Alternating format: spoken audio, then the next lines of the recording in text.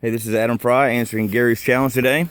I'm going to show you the artificial den, which is one of my key components to what I've come up with and called the one-stop shop, which is a collection of techniques that I think is a pretty ultimate package when it comes to survival, surviving really hard times like a crisis, etc. So this is an artificial den, and in fact this is one that I put together to raise hunting terriers in, which they absolutely loved. And I can make a different video about that. But basically, you're building an artificial wooden den that you bury in the ground, like on a slope. And so then you have a tunnel going into your artificial den out of the slope. It'd be filled up, so only the entrance would be exposed. And you do this like close to a waterway or path or whatnot. And what happens is the animals come along, come and go, and they discover this. They go in and find out it's nice and cozy, and they move in and raise a family. So what happens is, you leave it alone for 6 months. This is long term and very much semi-permanent.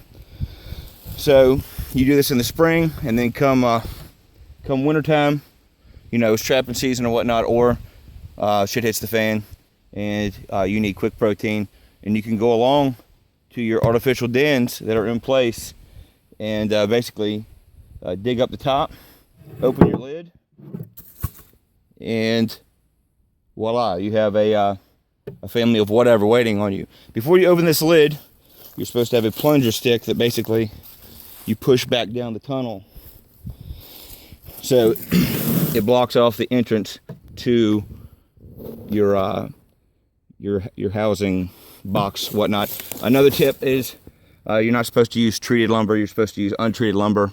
Maybe they don't like that as much. But another thing is, the longer the tunnel, the better.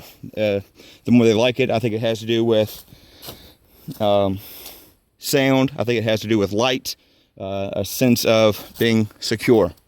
So, but that's it. That's one of the pieces of my one-stop shop.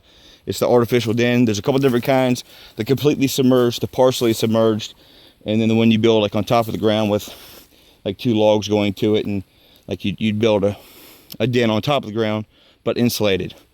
So, and it really, I'd say the more insulation, the better, because when they're in their homes, they don't want to get wet, they don't want to hear anything, and they don't want to see any light. They want to feel very secure.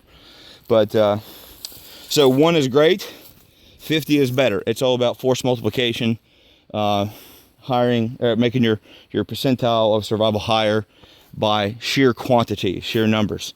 So, and by implementing, you spend, you could put 50 of these out in 150 hours.